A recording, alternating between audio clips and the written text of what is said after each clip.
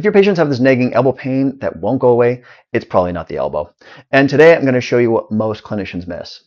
Most clinicians treat elbow pain locally and miss what's really causing it. But if you can't identify central drivers like C7 nerve root dysfunction or postural proprioceptive deficits, you're wasting your patient's time and plateauing their progress. Learn how to spot these big picture issues in under 15 minutes and completely shift your clinical outcomes. Everyone, my name is Tom Swales, and in this video, we're going deep into a real case of medial elbow pain in a professional tennis player. You'll learn how to move past symptom chasing and quickly identify central nervous system drivers so you can get faster results with even your toughest patients. Having that medial elbow pain, probably because he's a professional tennis player and he's over gripping the racket, so he's got too much power that he can't handle. So professional. Okay, so let's just take a quick snapshot. Feet together, Bruce. Chin to chest. Good. Look up towards the ceiling. Good. Any pinch, pain, pull. Turn your head to the right. Chin to collarbone. Look up. Good. Switch. Bring chin down. Look up. Any pinch, pain, pull anywhere. Nothing crazy. Ear to shoulder. Ear to shoulder. Good. Okay, a little bit tight there. Bend forward, touch your toes. A little cracky. Nice. He's got lots of mobility. Arms coming up. Arms up overhead. Give me a lean back. So global extension. Any pull, any pinch. It's got a nice arc back here. Arms, give us a rotation. Other way. Pretty good. Give me a little global side bend. Shift, stretch, stretch. Beautiful. And we'll just quickly look at single leg balance. Close the eyes. 10, 9, 8, 7. So we've got a balance issue there. Stand on the right leg. Eyes open. Close. 10, 9, 7, 6, 5, 4, 3. Okay, so a little bit better. He's got a bit of better proprioception right, left. Okay, maybe some cross court stuff. We don't know. Okay, have a seat. Oh, actually, let's look at the elbows first since we're up here. So arms up. Okay. Does he have a mobility issue at the wrists? No. He can actually go almost past 90. I'm jelly. Okay. Down. Does he have a mobility? No. Any pain with that? Any pinchiness? Just stretch. Okay. Turn him over. Extend. He's got good. Other way. And then flex. Yeah, that way. And then let's bring the elbows in. Same thing. Flip them over. No issues there. Cool. What do we got? Hand behind back. Look at the shoulders.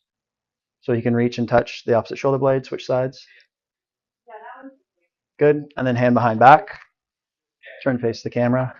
Show that nice range of motion.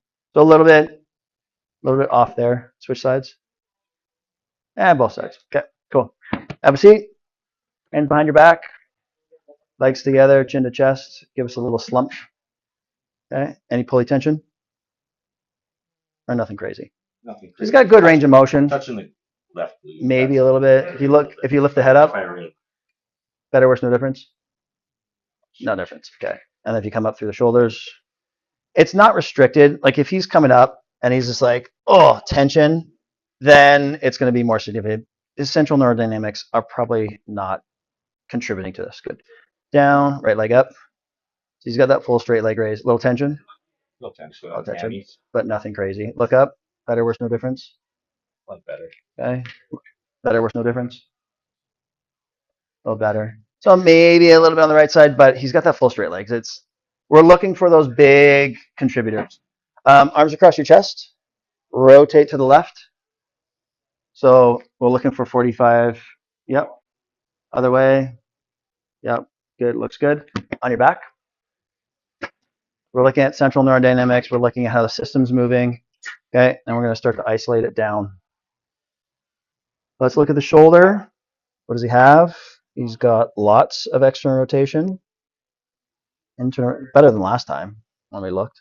Okay. A little bit limited, but if he's got past 90, say he's got almost like 100, 110 and 70, we still kind of have that full arc, right? Yeah, let's look at the total amount. Total amount, exactly, right? That's not making him any better. Okay. Let's look at nerves. Open the hand, push the thumb, push pinky. So C8, T1, make a fist, pull back. C6, any pain with that? Down. 7, yep. Yep. Say like baseball players. Yep. Have very limited internal. Yep. Would you be trying to train them to create more internal rotation to kind of help? Probably not. No, because you're gonna bang into their anatomy, right? Like the arc, the total arc is there, and it's just shifted back for the cocking phase. Shift just because of their spine. Yeah. Moving backwards. Yeah, and the rib cage. So like to try and force more internal rotation. It's not ideal. Like I wouldn't muck around. If they have that full arc, don't worry about it. Okay. So C7 was that painful? Push. Give it to me. Yeah. Yeah. Not as bad as it was. Okay. Okay. So C6, C7. Make a bicep. Pull. 6. Push me away. 7. Push again. Little bit. C7. Push out. If you're enjoying the content in this video, head over to amtcertified.ca to get greater insight on how to streamline your assessment process, find those root drivers, and increase your clinical outcomes. C5, push again. C4, okay? So a little bit of tension. If we just sensitize it, or slide up a little bit so we get your neck into flexion a bit. So if we sensitize that into flexion, make a bicep, pull. 6, push me away. Push, actually got better, okay? If we drop them into extension, kink the hose, bicep pull, bicep push, push. That's not too bad. Flex the wrist, push down, push a little bit. Okay. Let's try the pecs. Okay. What level is pecs? What nerve roots? 6, 7, 8. Yep. Okay. Punch towards the ceiling. Serratus anterior. Same, right? 6, 7, 8, but that's off a little bit. Okay. Relax the arm there, Brucey. Okay. Bring it down. Don't only pull you out. Hold. So lats. Sensitive there. And the elbow. If I lift you up, hold. Okay. Hold again. Don't let me lift you up. Okay. Maybe a little bit off there. Okay. But the worst pain I get is when I try to do a pull up. When you do a pull up. Yeah. Yeah. Overhand or underhand? Overhand. Well, both. Both. Both. Both light. Probably a little bit. I'm a little better overhand than here for sure. Okay. Yeah. Yeah. So yeah, you're putting that on stretch. Yeah. Let's just try. So bend the elbow for me. Pull. So brachioradialis, bicep, turn over. Hold. Good. Okay. But like bicep curls, like no pain. No pain. Yeah, it's just that overhead position. Yeah. Go into your tummy. Wally, can you grab me a needle, or Dustin, can you grab me a needle and a Q-tip? Yeah, just the 30 is fine. So right now we've got still a C7 issue that's contributing possibly to Bruce's medial elbow pain. Push up towards the ceiling, Bruce. Push up. Yep. Yep. So it's rhomboids, thumb up towards the ceiling, push up. Middle traps, push up. Lower traps, bring it down. Lats, push up. Good. Don't pull you away. Hold. Good. Look up. Push up. Push the lats. So again, kind of loses lats when he loses neck position. Okay.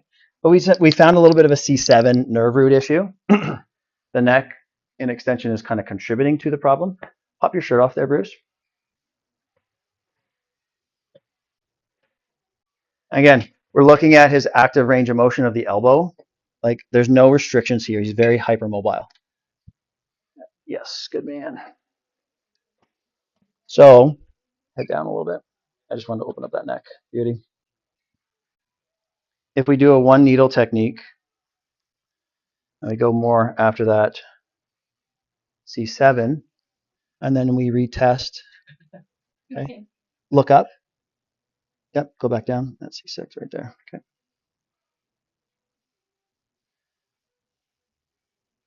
So we're right kind of beside. Any ache with that? A little bit ache. Settle down a little bit. Like right on the Yeah, right. Yeah, right in between. Yeah. Because I want to go after the nerve root, right? So let's just go. Yeah. So we're going to go between 71. Any ache with there, Bruce? No. Nothing crazy.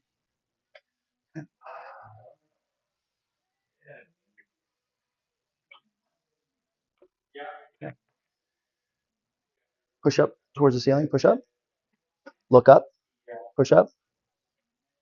A little different. Flip back onto your back. Let's test the elbow stuff to see if anything lights up. And not that this is going to be a permanent fix, right? We're just kind of disrupting some of the signaling to see if anything changes. Give me a tricep. Push, push, push, push. Good. Wrist down. Push, push. Is it still biting a little bit? Feels a little better. A little better. Yeah. Check the serratus. Punch towards the ceiling. That one was more noticeable. Hold. A little bit more out of you. Okay. And relax. Pecs were fine. Lats were fine here. Actually, hold the arm. Don't let me pull you out. Hold. Yeah. And then hold it. Still bites a bit. Yeah. Okay. But the idea is, and then we can go after some of the local points, right? Just to kind of go after, oh, you know what we didn't check? We didn't check upper limb neurotension. So we should have checked that first. I don't think you had any to begin with, like last time we checked. Yeah, so that's fine. Tuck the thumb. Okay. Okay. Stretch. Yeah, we'll stretch. So with Bruce, he's got this kind of central nerve compression issue. It is being influenced by the neck. Okay. What do we want to give him? So we treated the nerve at the spinal level. We got a little bit more output from him. What might we want to do to kind of upregulate the system? So think about what muscles were shut down